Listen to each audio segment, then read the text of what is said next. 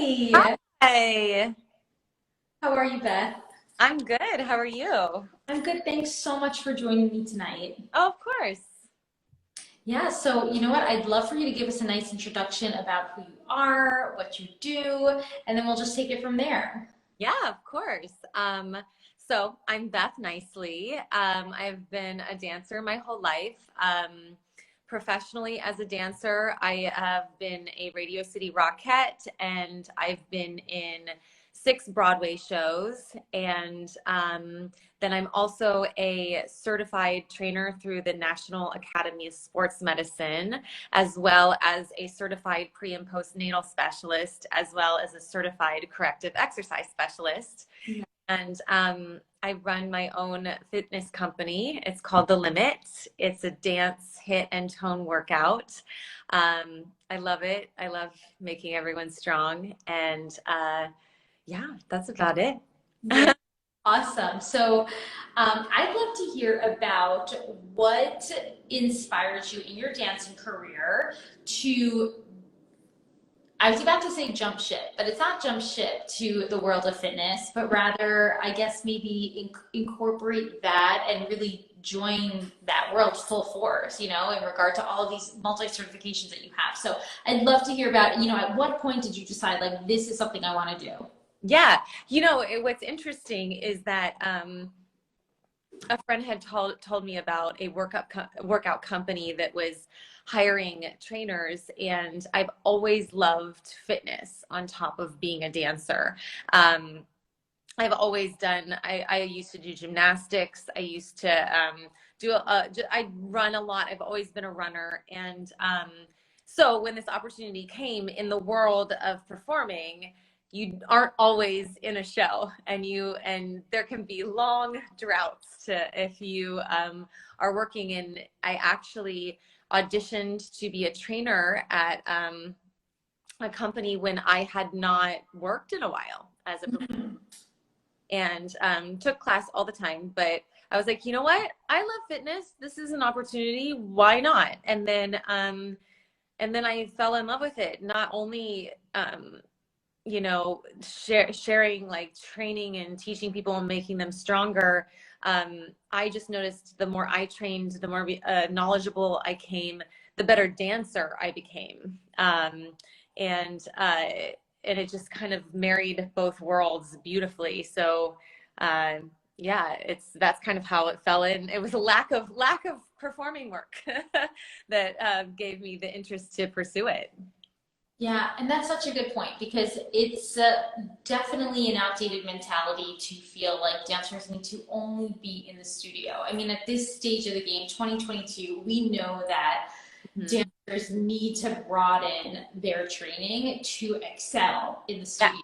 And fitness plays such a huge role. I'd love to hear from you about what you notice in both yourself, your dancing, but even in the dancers that you work with in regard to, what benefits are they seeing from starting cross training routines in regards to endurance and strength?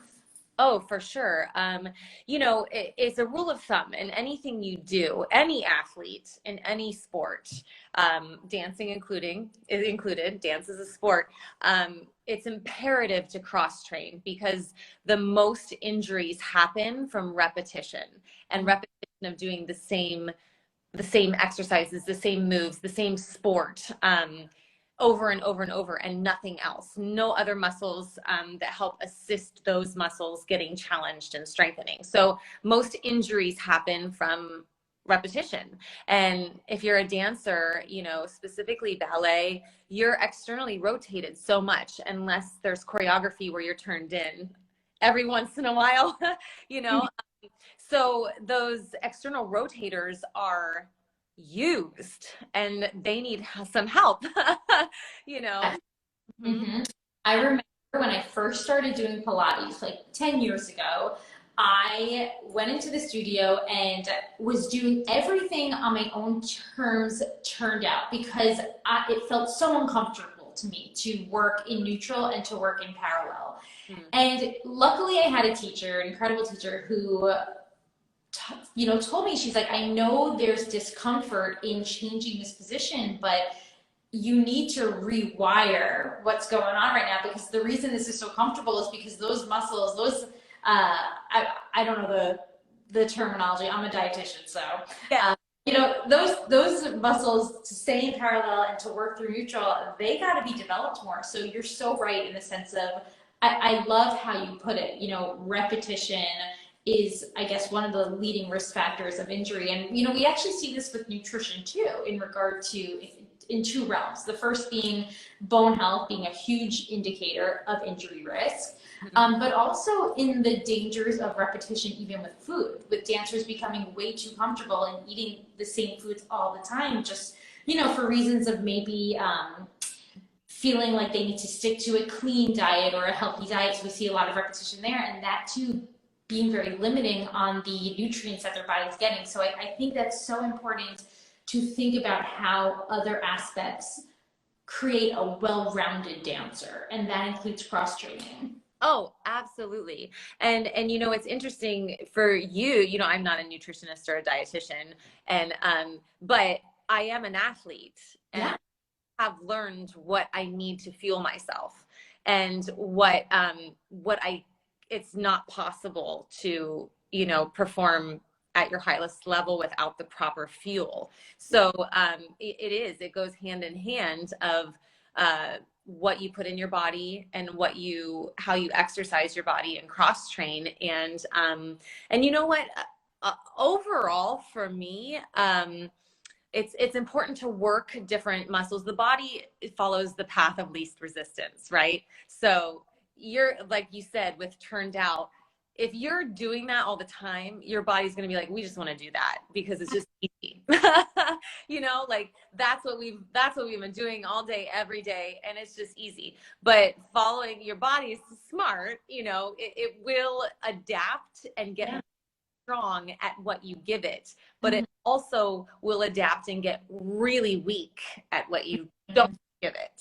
So yeah, so it's very smart, but in a way, I always say, like, intelligence sometimes is not beneficial when it's like we take the easy route, like it's like this is going to take less, effort or whatever, but it does take effort to keep your body strong with putting in yourself and cross training.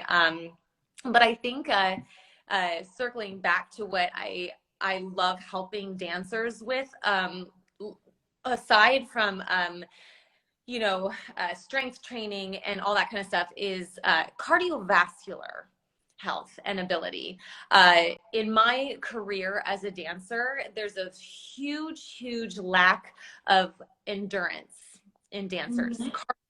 Specifically, and I find that in performance, dancers lack the ability to truly be the artist that they can be because they're fighting their stamina to get through a dance number or a variation or anything. So the lack of stamina is intense. So I tend to train a lot of dancers with stamina, because if you have a lack of stamina and cardiovascular ability, then everything else suffers. You can't strength training, toning exercises, everything else suffers because your heart doesn't have the ability to, you get fatigued sooner if you don't have cardio strength.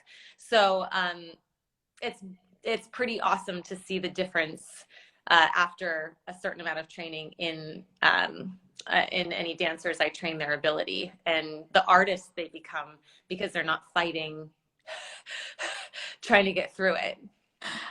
Gosh, it is so parallel to nutrition. It really is. And how all of these factors come together to make the dancer, right?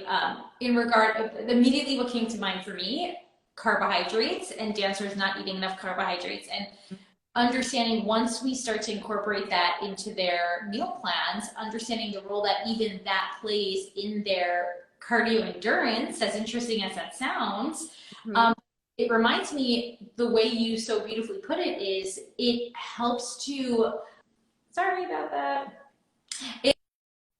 That's okay. It helps to alleviate the struggle in class, like the physical expenditure, so that you have more ability to tap into your mental and emotional artistry, right? So that you can now begin to flourish in your actual dancing while still being able to execute the Yeah. intense level of physical activity that dance is.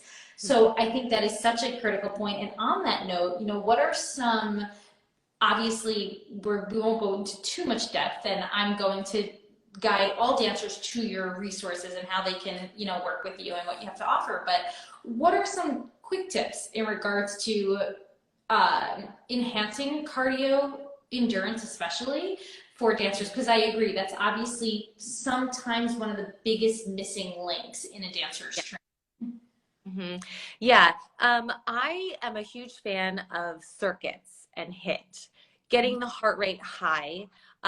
So HIIT is going full out, doing a move, and then taking a break, and then going full out, next move, taking a break, and then you might do 3 or 4 moves, and in between each move, you'll take a hot second for your heart rate to come down. So you're just spiking that heart rate up and down to an anaerobic point, which the easiest way to explain that to anyone who doesn't fully understand aerobic and anaerobic, aerobic is like running a marathon. You can do it for a long time, but it's not your maximum effort.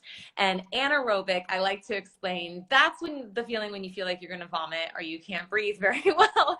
You can't sustain it for a long time, but you can train to be able to withstand it longer and longer every time you train. So HIIT really helps with that because it spikes your heart rate up, and everyone's level is different. An example I might give for someone that's new to HIIT would be 20 jumping jacks, 20 tap downs, if you know what that is, and maybe 20 mountain climbers, if you're kind of familiar with those. Rest and repeat like 2 more rounds. And then as you advance and progress, you can do harder moves as well. But I've found it quite beneficial. I use a lot of in my private training, I use a lot of plyo boxes, which are those big boxes you might see at the gyms that people jump on. And I also use a Pilates box actually to do some plyometric exercises on the Pilates boxes as well. Sure. 2 notes. The first is, side note for all the dancers listening, the anaerobic training that you're talking about is the preferred fuel source for that, carbohydrates, right? Carbohydrates are what our body can really actually burn anaerobically. And that's how I explain it to dancers is when we're comparing adage to petit allegro, when you need to now tap into those quick transitions, quick movement, your body needs those carbohydrates. It needs those glycogen stores to really do that. So it really parallels so nicely with everything you're explaining. And then I love the interesting point here is that it sounds like the training that you're recommending really relates to a dance class. Yeah. Interval training, there's no doubt about it. We are doing starts and stops for however long it is, an hour and a half, especially towards the end of a class. But it's almost to promote that specific type of training for a dancer. It seems to be very unique, at least for dancers. Yeah, absolutely. As you know, yeah, you take a dance class and you do the routine that you learn, and then you go off to the side and maybe routine, and then you come back on. It's very similar to HIIT for sure. So it is a great way to train. And then if it needs to be a longer sustained situation, I do love like dance cardio. I do dance cardio with plyometrics for an hour, and that just builds we do plyometric moves, but like the slower twitch muscles that need to sustain more like on a marathon level, or if you're doing like a 20-minute variation or something like that. But if you're doing snippets and you're on stage for short bursts, the HIIT is a great way to cross train as a dancer. Yeah, absolutely. Now, another struggle a lot of dancers will have is, and this is a struggle that I see in the nutrition realm of everything, but I also know from personal experience and I know from the dancers I work with that cross training is something that can also become obsessive for a lot of dancers. So I would love to hear what insights you have for dancers when it comes to building sustainable cross-training routines. Yeah, 100%. I mean, my first recommendation on a basic training level is to only work with certified trainers. Only. Um, they, it's, it's like in your field, it's like these certified trainers have studied, have had an exam, and they have to do continuing education to keep their certification. So any trainer who's certified knows what they're doing. So they're going to be truthful in your training to what is too much, what is not enough. I mean, I've told certain dancers, like, I wouldn't do this. I would do this. I wouldn't do this. Or, I've worked, like, if a dancer is in season or what they're doing on stage, it's a completely different workout than when they're not. On stage or in a season. So, I would definitely work with a certified trainer. I mean, if you're a dancer and the certified trainer is a dancer on top of it, that they truly understand what you're doing. That's an even more plus, but definitely just be aware of who you're working with and who you're training with. Because like, it's the same thing, like with a dietitian, or, like you have to, yeah. Everything. I just like really have to pause you for like 1 second because it's the same exact thing with nutrition. It's frustrating for us dietitians that even the term nutritionist, it's not regulated. So anybody can call themselves a nutritionist, and at the end of the day, anecdotal experience in regard to food is something everybody in the world has. But dietitians, as an example, same with you, with your profession, you have the science, which by the way is ever evolving. So those continuing education requirements, that's what deciphers who dancers should be consulting with versus who they shouldn't be. So the continuing education, in my opinion, is so incredibly important, especially when it comes to the body, biological and physical, and even psychological, right? Because all of these aspects in regards to dancers training, in my opinion, first line of defense is working with a qualified individual. But yes, go on. I think there were two things. That was the first, and then there was something else. Yeah. No, I mean, that is so important. And also, this is something that I've personally had to learn, because I think that most dancers have the mentality of, I'm going to do it until I break. Do you know what I mean? Like, and I definitely have that mentality, and I've definitely had that mentality as a dancer in shows. But there is a point where you can break. There is a point where you can break. And I like to try to teach being a smart athlete to everyone I train. But you have to listen to your body. And if you need to do a low impact or a strength training instead of a HIIT one day, just because you're low energy, or you're like sore and you have, delayed onset muscle soreness, and it's just do that, because your job is so physical already that, and I've learned that running a fitness company, because there's only so much working out that I personally can do in a day.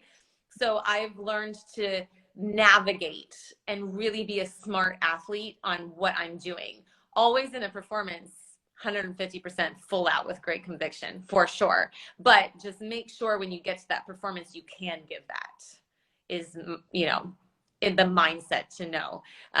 But that took me a long time. That is also a lesson in itself. And I don't think that is a bad thing, but it's a good thing to learn and see. Yeah, very similar, honestly, in regard to my own path. The whole reason I became a dietitian was because I burnt myself out, because I was a perfectionist and I was striving for perfection within an imperfect art. You know what I mean?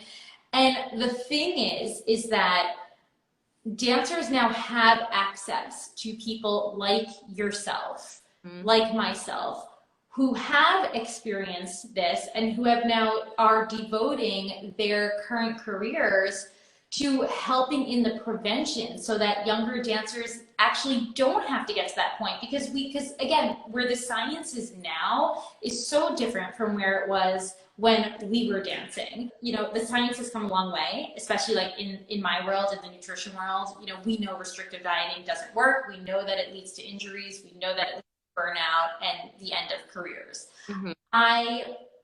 The best I can do, it's similar to you, is to get dancers to not that point. You know what I mean? Because you know now. So I guess my point is like, I see the perspective in regards to maybe dancers need to experience a certain extreme of some sort, right? But at the same time now, because of social media, there are benefits to social media. Obviously, there's a lot of cons, but there are some pros, and the pros are that these dancers have access to professionals like yourself. Absolutely. Yeah. Yeah. And like yourself, I'm sure, is not necessarily is a company, a dance company.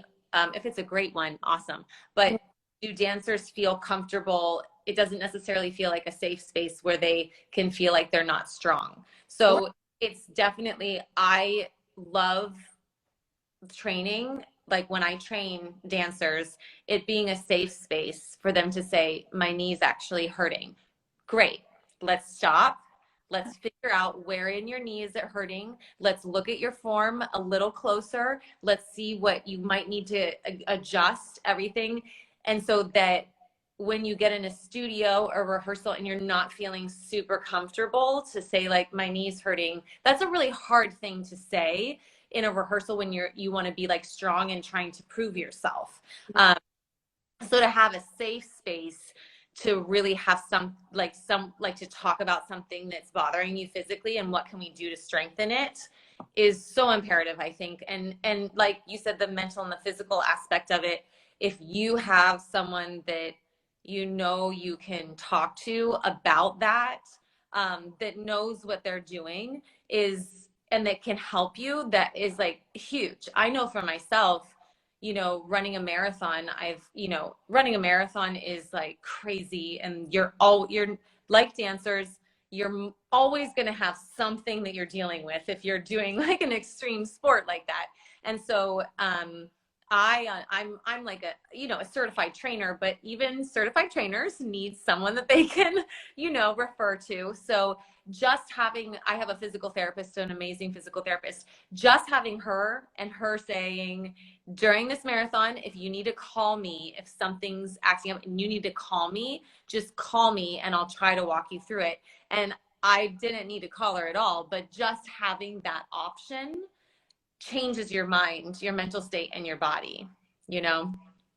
Absolutely, Beth. You are such a valuable resource to dancers, and I could not be happier to have had you on this chat so that we can hopefully get this out to more dancers so that they can better understand how important cross training is, but also how important it is to do it in a way that's going to take them for the long run and not lead them to that breaking point. So thank you so much for chatting with me Of tonight. course. Thanks for having me.